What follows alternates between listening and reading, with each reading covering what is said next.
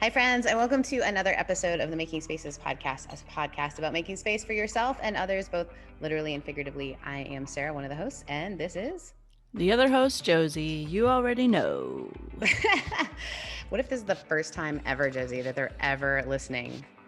My name's in the title. They should know. Now they might think your name is Josie. You already know. I'm just kidding. Friends, today we are excited to have on the show a friend of mine and someone who does incredible work, Nathanial Green, who is a designer, not just like designs communications, he designs experiences and spaces, and we'll talk more about that, online spaces as well as events and things like that. But he works for Q Christian Fellowship, which puts on, that's what it's called, right? Am I calling it the whole thing correctly? Yeah. Perfect. And also for Grace Point Church, an incredibly affirming church in Nashville. And he has an incredible job title, which is, for one of them, it's the Director of Communications, right? That's for Q Christian Fellowship. And for the other one, it is I'm going to get it wrong, Director and Specialist. What kind of specialist were you? Communications and Operations Specialist. Specialist, guys. It feels very military. I'm excited to dig into a little bit about that. But I met Nathanial at Wild Goose years ago, which is a festival that Josie and I will be going to this year, along with some more folks from the Irreverent Media podcast group, and we'll talk more about that. And just loved this human, and then got to see all the stuff that they and their husband create online. And I gotta tell you, just putting beauty out into the world. And so I actually got to know the church that you work at because of you and Stan Mitchell at the time. So we're gonna ask the question we ask everyone. Are you ready? This question, Nathaniel, is where is one of your favorite spaces and why? There are many spaces I love. And if you ask me, like 40% of the time, the answer is going to be in front of a fireplace with a book. But I love spaces and helping facilitate spaces where LGBTQ identities, relationships, and lives are not just affirmed or included, but celebrated and have a seat at the table. I love that. And that's the work you've been doing. I mean, when I met you, this is a true story. I thought you were so much older than you were because of just the way that you have wisdom around some of the space making and space creating. And I'm wondering if you could share a little bit of your story of how you came into this, into this awareness that spaces need to be created, because you went to Liberty, right? Which is super open as a school. Josie's only laughing. We've talked to a couple of people. Liberty makes really great people because you're like, yeah, this is not great. So can you talk a little bit about kind of what made you so passionate about creating spaces for other folks? Yeah, Liberty does have a reputation that precedes it. I always have to, I avoid mentioning where I go to college unless it's like particularly salient to the like relationship or conversation. But yeah, I, like so many others, grew up in an evangelical context, Assemblies of God family in Michigan, just north of Flint, living my best life. I was born into Assemblies of God. I went to Lutheran Church, Missouri Synod schools. Whoa. And a Church of God Anderson Church for a while. My dad's family is Catholic, mom's family is Pentecostal. So there's some denominational variance, so to speak, in my background.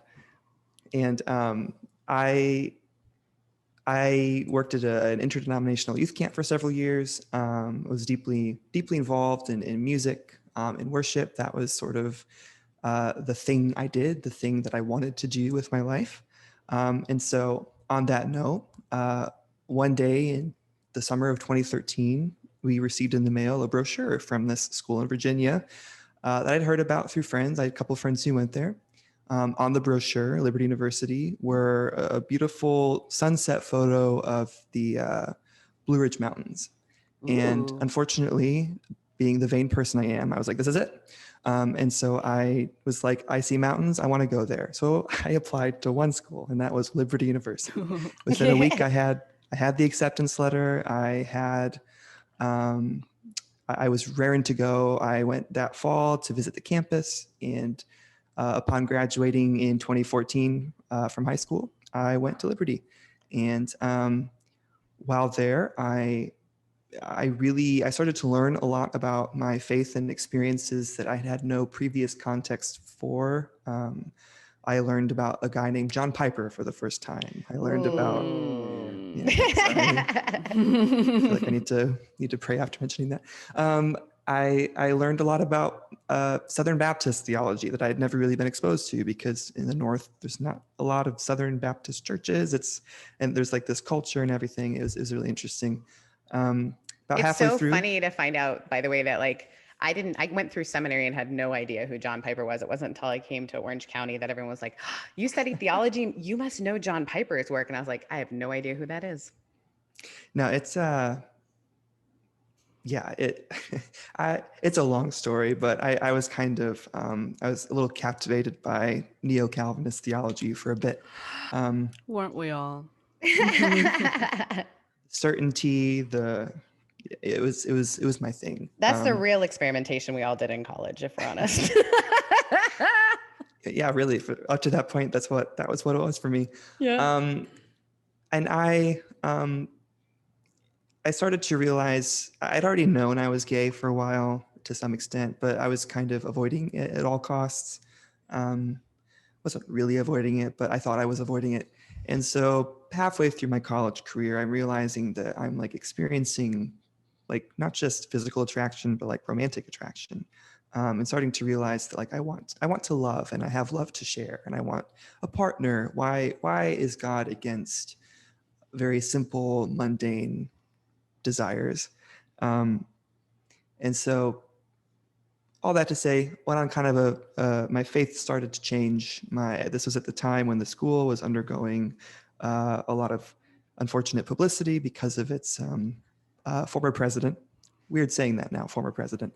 And I found myself politically changing, theologically changing, personally changing, started coming out while at Liberty.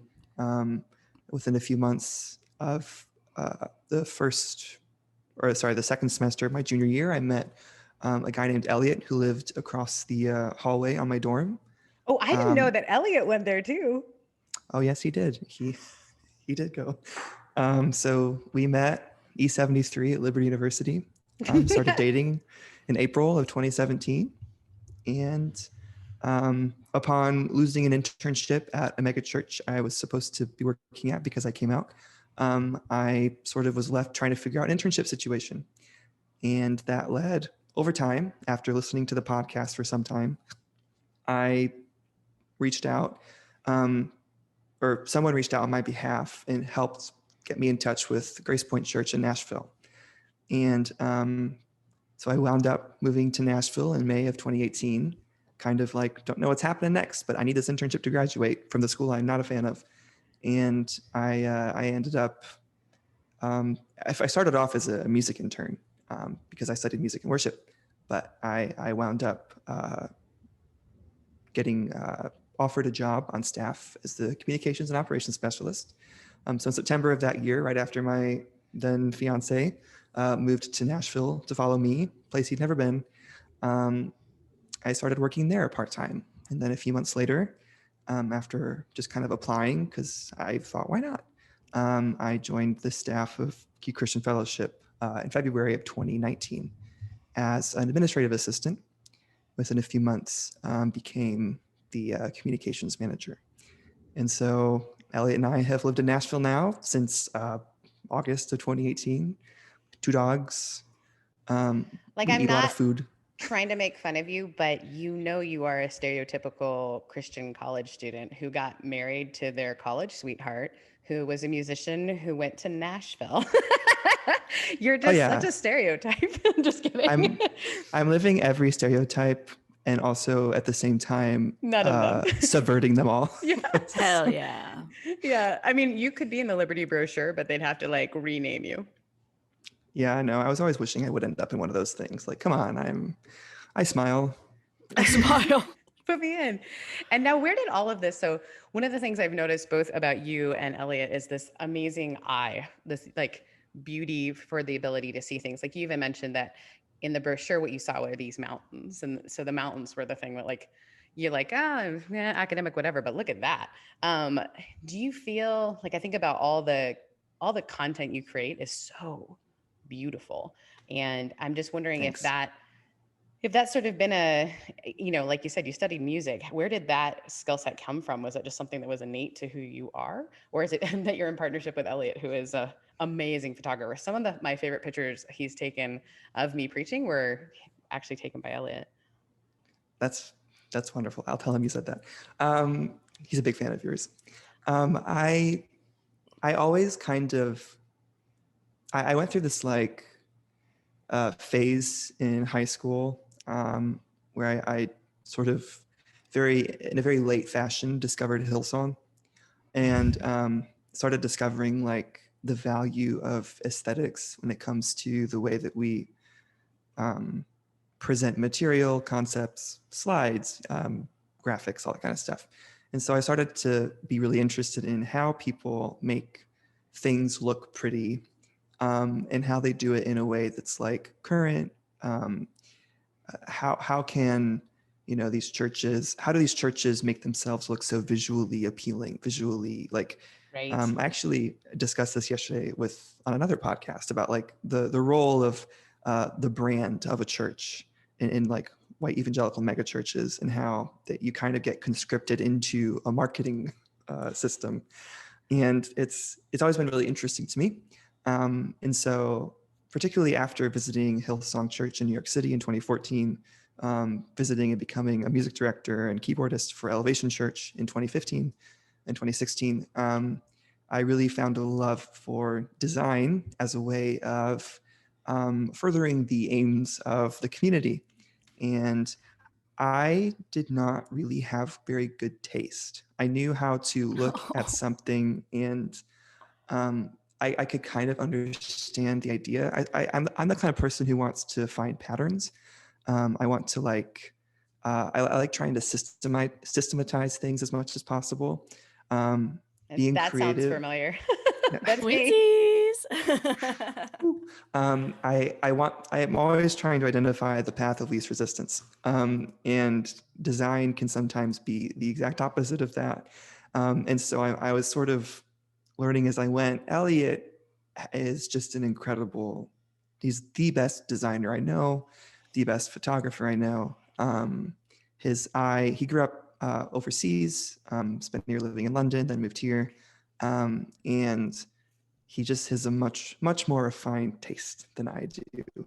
And so after we started dating and becoming partnered, I started learning a lot from him and sort of, I'm going to need to see some pre-Elliot photos because all I know is you as this like style. I remember my friend who's really tall that was with me when we met you was like, that guy's tall and stylish. Maybe I could be tall and stylish. Like just really liked your style. Was that Elliot's influence? Probably, honestly. There were multiple times in my life where people were like, you are dressing like 5 years behind. You need to, or there's been moments where people have been like, we need to like update the way you present yourself. I don't like thinking about it. I've always related to, I think Mike McHargue has talked about this before. Like just probably not making fun of me for dressing him because that's a constant. People will be like, hey, Mike talked about you again. Oh, it's about how you slam his clothes all the time. I was like, that's not true. I just say, hey, maybe I was the one who stopped him from wearing bowling shirts. That was a phase that I was like, I love you so much and I'm affirming and supportive of all the work you do. I can't handle you wearing grandpa shirts. I love that. And that's Morel beautiful. Shoes. Then he sent me a photo of him and what was the actor he was working on a documentary with? And the guy was also wearing Morels. And I was like, well, there goes my thing. But now he has like deck shoes and I feel good about that. Anyway, off topic, but yes, he definitely, aesthetics are different for him. I get it. I mean, I maybe am not that far, but I definitely relate. I'm an Enneagram 9 as well. And so I just kind of I get very comfortable in things kind of being routine. And my clothes are an example of that. So I don't shop very often for clothes. Elliot's the one who's like, we need to get you something. But I'm going to San Diego on Friday. And I am like, Elliot's already like, we need to go buy you some things so that you like fit in better there. Screw It's San fine. Diego. Let me tell you, they dress funny down Okay, there LA anyway. girl, just coming out swinging. The thing They that I just think, wear shorts. That's it. the thing that That's I what he think said, actually. is true. The thing that I keep thinking about as we talk and as we've talked before, and Josie and I have talked about this a lot, is I think so many churches or communities or for instance Q fellowship, all this sort of stuff, we get so wrapped up in creating the actual content, so like working on making sure that we're caregiving for people in a way that's healthy, that sometimes this idea, and we have like an adverse reaction to the idea of branding or marketing, right? That feels, we've seen that done before and we've seen it harm other people. And so Mhm. we've like, even when you use the word branding or marketing, oftentimes more progressive spaces get kind of like, but we have to remember that there are avenues. It's an avenue. It's a space making avenue for drawing people in. And it's not necessarily like we joke about clothes, but obviously that's not necessarily like something that has to be done well, but we have to, it's sort of this, I feel like a balance that we're all trying to walk between being authentic to who we are, which I think is really important. Like I joke around with Mike, but I think if Mike started dressing like super snazzy, I'd be like a little concerned because it's not authentically them. And we can talk about how, like yesterday so I'm living in Bend, Oregon for the summer. And we went out to a food truck and there were all of these people seated. And my friend April, who actually is originally from Long Beach, was with me. And we saw this guy sitting, and she said, I think that guy's the pastor of that mega church. And I looked at him, I said, yep. And she's like, how do you know? And I was like, the t-shirt. Because it is this like branding that even up here in Bend, where there's not, you can kind of wear, well, just look at me. You can kind of wear whatever and nobody like blinks an eye. But there is this like sort of aesthetic that is, it can almost be, and I would love to hear both of your reactions to how do we walk that balance of not trying to be so slick that we're just replicating the thing that's been done before and we become a bit of a machine.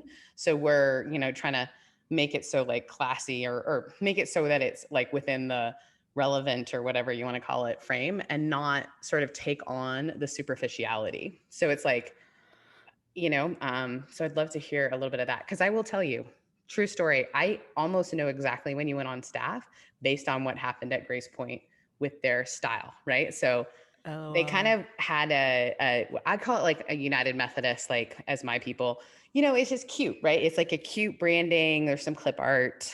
And then all of a sudden it just became this way, very Nashville. Like it was very, and culturally, it looked like the people, it had a different sort of feel. And so how do we walk that line without becoming just another machine? You know what I'm saying? Stylistically. Nathaniel, I would actually love, I don't know your opinions actually, so maybe not, but I would love to have a little healthy debate right now because I have a lot of opinions about Everything. us. Well, yes, but aesthetics especially. I was an art major. Aesthetics are my thing in a very different way. I grew up with a mother who aesthetics were everything. Bougie to the max, house you could eat off of at any surface, floors included at any point, shiny, very well kept. Ethan Allen furniture, which is very bougie when you live in the hood, and probably in general, I think, for middle class America. But so her aesthetics were on point. The seasons would change. One Thanksgiving she had a gazebo in the kitchen over the kitchen table, like Wow. very intense, very aesthetically pleasing, right? And then I grew up and I was like, this house feels cold to me. And for other reasons as well, but there was no person there was no personality, there was no family pictures on the wall, there was no toys, there was no room for anybody else in this house except for my mother's vision of what she wanted other people to assume about her life. And we also grew up going to a church in the hood that was not really aesthetically pleasing. I mean, she would put flowers up there on Sundays, but it wasn't a cute building. It was old and kind of general looking. And then growing up and seeing Hillsong happen, and at the same time, the gentrification of the greater Los Angeles area started, where Yeah. everybody was like, oh, we're just making things look nice. And I was like, Hmm. for who? Not for me. Not for my people. Yeah. Like, you can have your bougie bakeries and your bougie off brand white ass people, taquerias, but this is not Mm. like this is not the brand, so to speak, because it's just not what, I don't know. So I've also, as somebody who, I'm also a graphic designer, kind of. Um, and I have found often that I do not trust churches that have an aesthetic. And Oh, that's interesting. So that's some of your baggage coming out. yes, I don't trust. I mean, I've spoken about how I don't really like Hillsong, but in general, if a church is too bougie in their aesthetics, I think I'm not welcome there. That's not a place for me because I'm not polished. I'm not cute. I'm not like a brand. I'm just kind of a I mean, if you come over to my house, it's a haphazard mess of homeliness because I like it to feel super lived in. Even though I do in my head have the ability, I don't have the desire, right? Because I don't trust it. So Nathaniel, this is where the debate commences. If that's the vibe, I don't know. Let me know what you think. That's great and helpful. And I think you're like naming something really important, which is sort of a question: who gets to define what an aesthetic is, and who gets to say it's good? Who is it serving? And there's not like always an easy answer to that question, but oftentimes to what you're naming, particularly churches like Hillsong or churches where there's this focus on the brand at all costs. Yes. And you can There participate, is, but you will be brought into the brand. All I can think about is like the brand at all costs. people can come in, but yes. Yeah. yeah, and you'll find, for example, reflecting when I was part of Elevation Church, thinking about how there came a point at which I realized I no longer reflected or could see myself reflected in that brand. And that can be true for, and I'm retreading a little bit what I talked about on this other podcast yesterday, but I, I think about how, whether it's LGBTQ plus folks in their identities and relationships, whether it is disabled folks and need for access, whether it is persons of color, Black, Indigenous, Asian communities, looking at like who is on the platform, who has access, who is represented in the visual communications of the organization or institution. See, to what you're saying, all of that is completely fair and valid. And Elliot and I talk about this a lot because we have overlapping careers. He works for a large media corporation. I work for nonprofits. So we have very different. Opposite spectrums. Yeah. We have very different, his corporate clients are transnational multi-billion-dollar corporations. And I'm like, I work for small nonprofits. And Well, and probably Elliot a little bit being a non-white American, right? Not that's not the background necessarily that Elliot reflects. So yes, we have different opinions on the application of brands to faith spaces. And we debate this often. We even went on a Twitter space when they first became available for us to talk about this. 3 people showed up, but it was fun. I wish I had seen that. I would have totally come. You did not miss a thing. I think that there is a balance to be had, because I understand what you're saying about if you see like a faith community has paid attention to their visual representation in a way that seems really coordinated, strategic. I can feel sometimes like, are you spending too much time, energy, and resource on a presentation that speaks nothing of the actual substance of what you do, what you believe, what you say? And that's perfectly real. And that's where that sort of like is it a superficial reality that you are trying to construct to attract people? That's fair. I believe in a balance where the tools required to effectuate a somewhat cogent aesthetic, insofar as it reflects the heart, substance, and values of the community. Right. It is it is possible to do that in a way that is loving, that does not require a huge diversion of important resources, whether financial or persons or the spaces around you, that doesn't abuse or exploit. And in doing that, we can create communities. I believe that there is a need for more attention to visual presentation in progressive and post-evangelical faith spaces. Yes. Oh, I agree. Now you're preaching. Now you're about to preach, because I got some thoughts on this. Yeah, I'm not sure if I don't know that I'm like debating you. I You're not appreciate all debating of your anyone. thoughts. I'm an There's 8, no debating. so conflict is my love language. So I'm a 3 and you're a 9. That's not our communication style, Josie. That is not how we do it. It's good for people though. Conflict is good. In your opinion, because you're an 8. The rest of I've us been don't told think it's that. good. It's how you build relationships. We're an 8. That's what my husband says too. I'm learning from him. Yes. But also, can you honor our space of not debating? Just kidding. It's like a space making question. I know. I just had this conversation with my friend who is an 8 as well. And she was just saying, all right, I know that like for you, these are the things I want to say so that I know that I can like bring us together. And I think so often, and I wouldn't say it's a debate, but a conversation has to be had about, even just from experience, both Josie and I, Josie still works there, and I just retired, not really, but stepped away from my position as a lead pastor of a church that was falling apart. And the number of times we've heard that people started coming to the church once the church started to revitalize, right? Now, is that gentrification? The question becomes, well, the people that were going there were brought into the process, but they weren't necessarily part of the process. So that's hard, right? Like, how do you make those decisions? Now, that's a little bit different because we're talking elderly, a lot of elderly folks.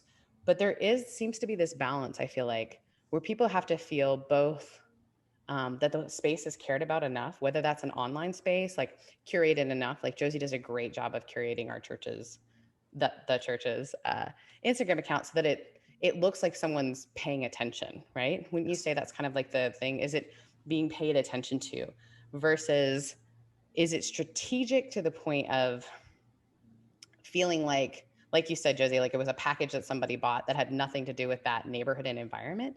And I think as we look at spaces, how do we make them eclectic enough where folks don't feel like it's sterile, but tidy enough and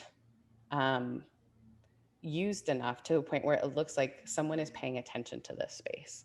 And almost, like I always say at churches that have a lot of clutter, what that says to me is that is your space and I'm not welcome into that space. In the same way, if it was too sterile, right? There's a sort of balance. And I think it's the same way with design. If it's too corporate, and the hard part is I think what we're rubbing into right now, joking aside about debating, what we're rubbing into is that it really is a hard balance, and it's almost situational based on each community, which is, I think, the case for most things when we're creating space, whether that's a conference or an event. And I think what happens within progressivism is there's so many opinions and everyone should have voice, but then it's hard to figure out what direction we're moving in. So with, I think the example, Josie, of the church that you grew up in, were the aesthetics handled by people in-house, and that makes sense that that's the vibe that they should be given out. Like if all of a sudden they started looking like Hillsong, that would be so questionable, right? You'd be like, what happened here?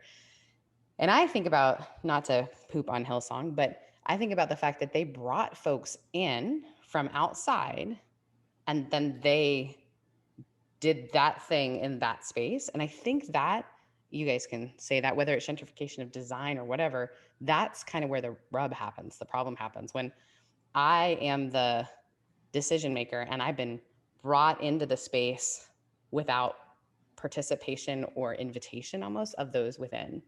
Does that make sense? Yeah, I mean, like in Los Angeles, Hillsong came in and rented a building that was probably affordable for them in an area that I'm not really certain needed a Hillsong, LA's full of lots of churches, and they're a huge contributing factor to the gentrification of the area. And because you see a lot of hip people walking around, and The question is, like, is this aesthetic what the city of Los Angeles needed when we have lots of other issues at hand? How do we celebrate that aesthetic that was already naturally? Because there is like Mhm. there's a cool, like, I pick on Josie saying that what did I say the other day? Your pronouns are L and A, because she just loves Los Angeles so much. And I think, but I think some of your reaction to it is, it really is being stomped out when someone comes in from outside and says, this is the new rules, this is the way. And I mean, we'll be honest, coming from Orange County in Nashville, we can go into a coffee shop and tell you who works at a megachurch Yep. just walking through the door. You can go, oh, those people may not have a Bible in front of them, but someone's being discipled.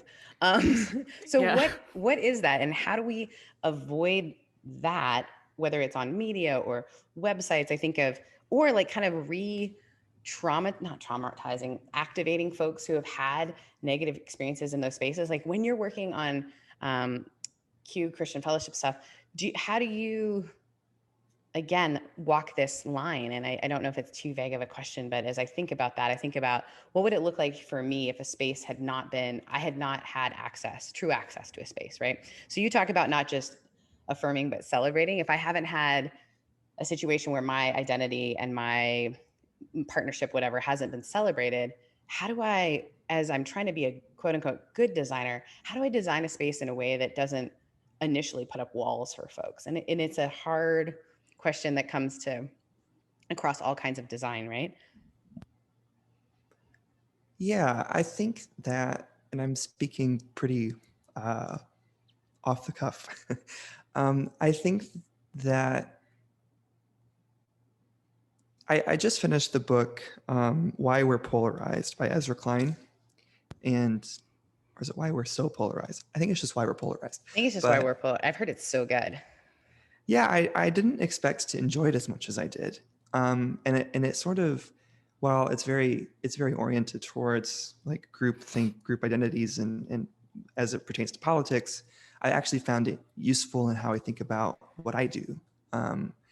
In terms of, for example, Q Christian Fellowship, the work of the organization is very identity focused. It's about our sexualities, gender identities, our experiences as they intersect to faith, and creating radical belonging for those individuals and allies who are seeking to bring about a world that fully affirms, celebrates, and includes LGBTQ identities, particularly in the church.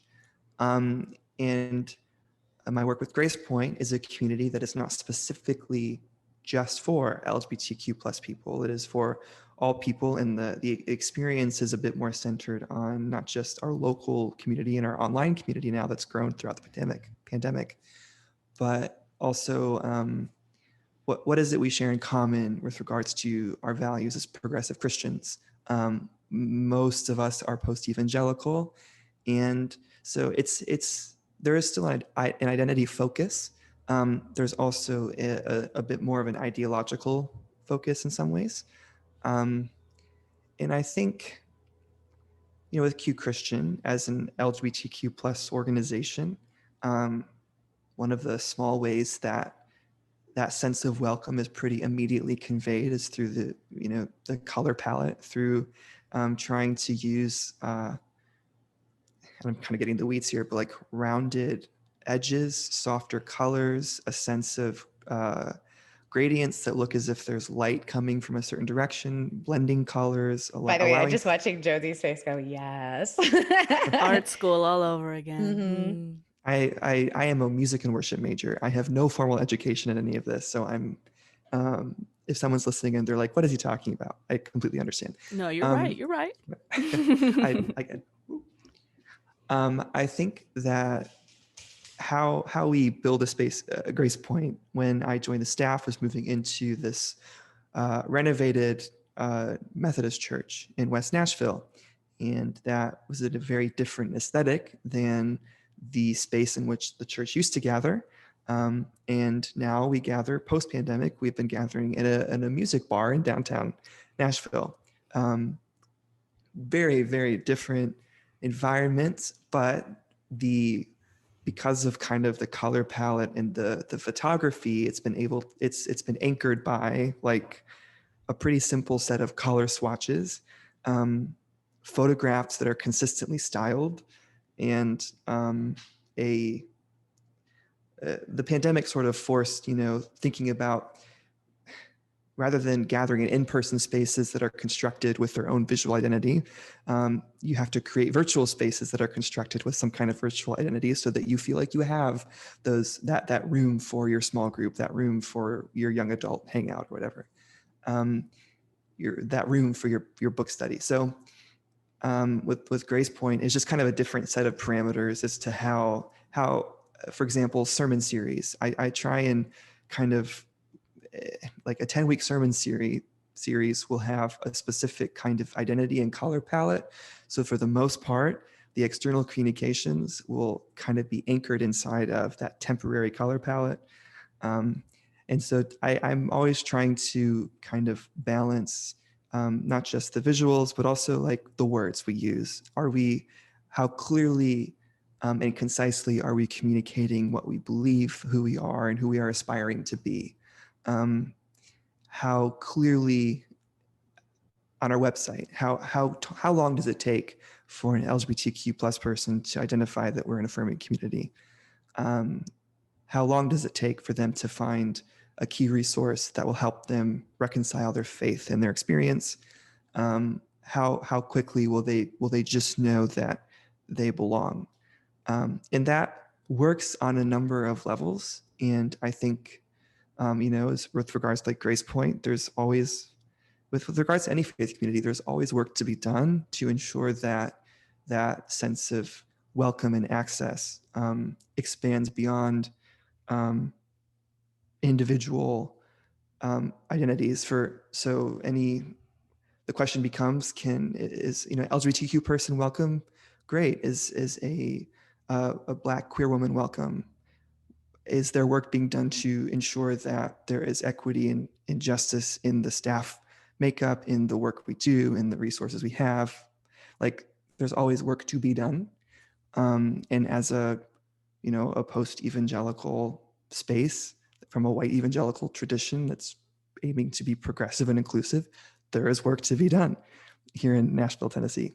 And so I'm not sure if I'm actually answering your question. I'm just kind of rambling, but I think there's a lot to balance. Yeah, I think there's a lot to balance. And I think people don't,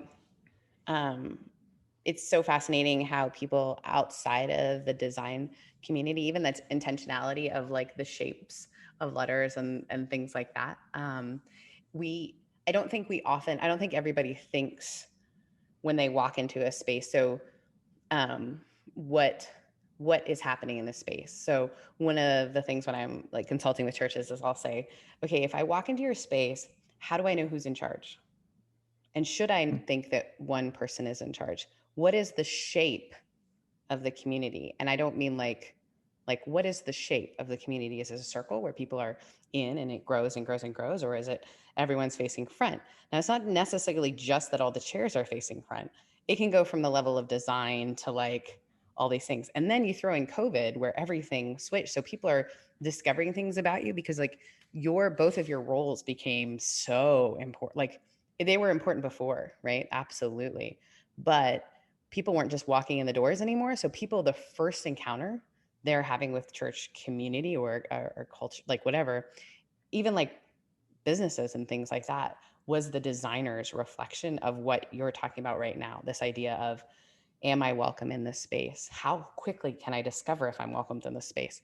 Because as much as we joked, all three of us had a visceral reaction to church communities that we very quickly realized we aren't fully, myself as a female lead, Josie as someone who is not a, white normal, what their version of normal, like whatever that is, which is not normal for LA, by the way, but you know what I mean? Like it's actually the abnormal thing is what's on your bulletin, but we can talk about that later, a brochure.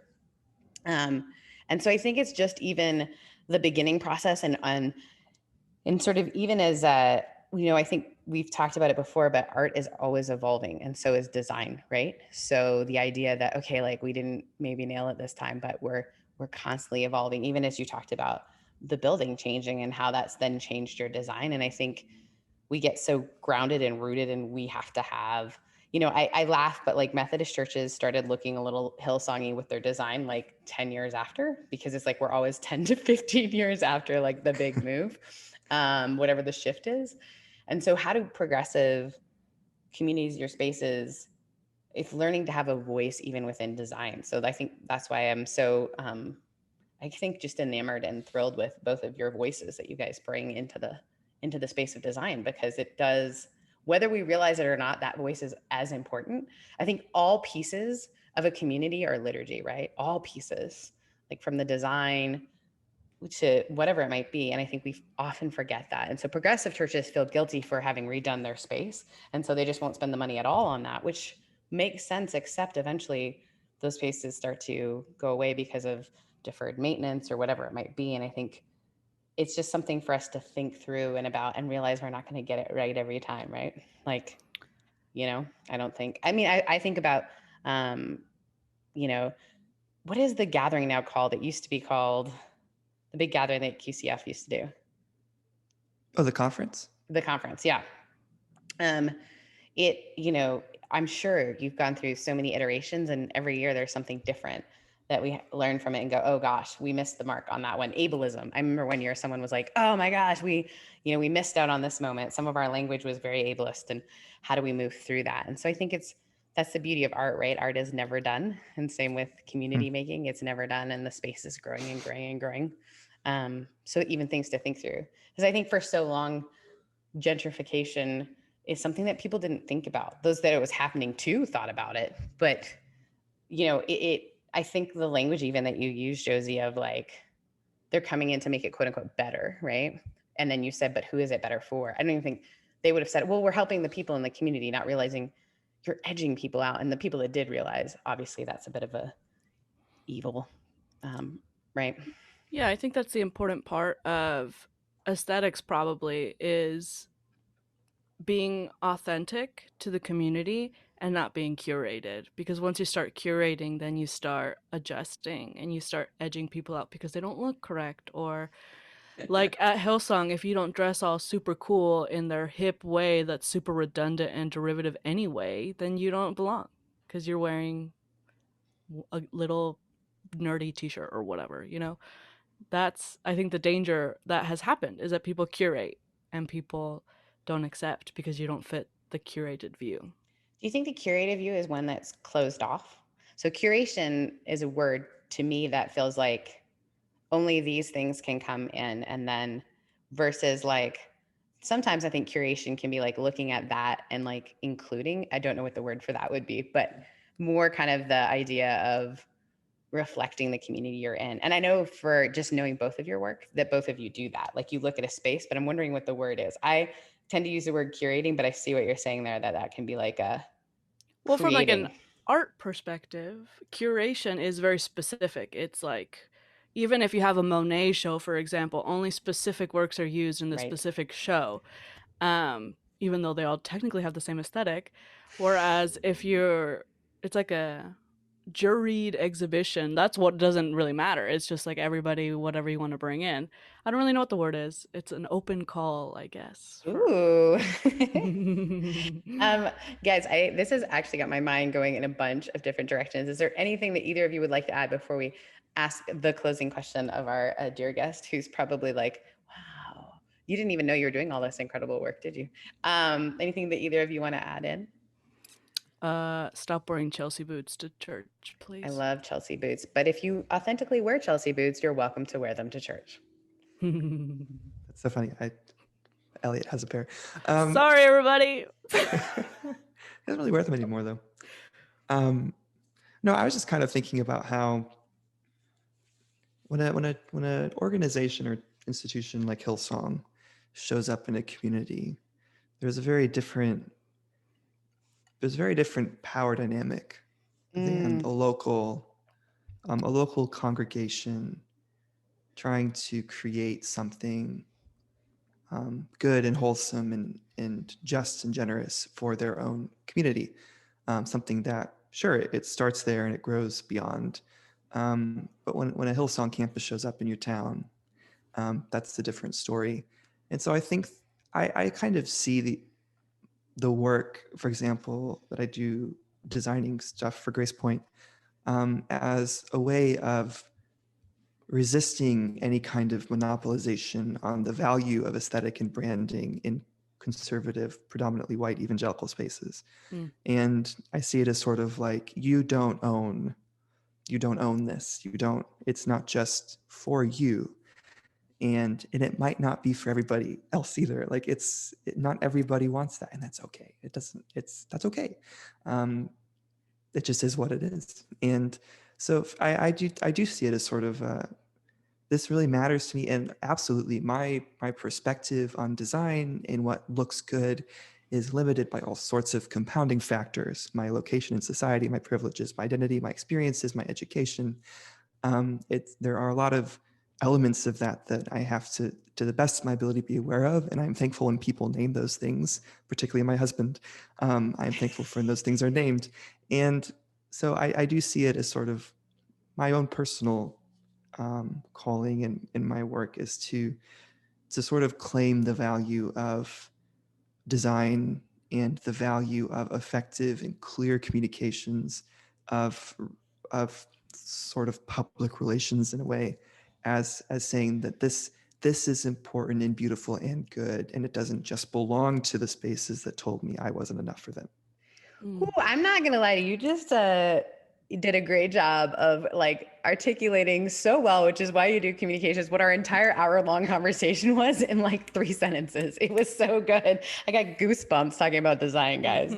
That's how much I care about aesthetics, and not in like the way you said it was beautiful.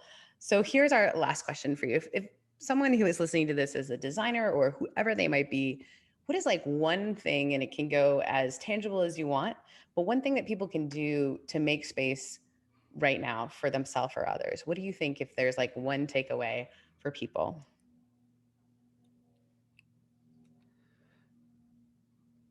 If you are participating in a faith community or volunteering for an organization, and you have a skill set to offer that maybe isn't being seen as important to the work of that community or the way that community presents themselves, and you have the time or the bandwidth to be able to kind of like offer that or ask for a paid role, I would encourage you to do that.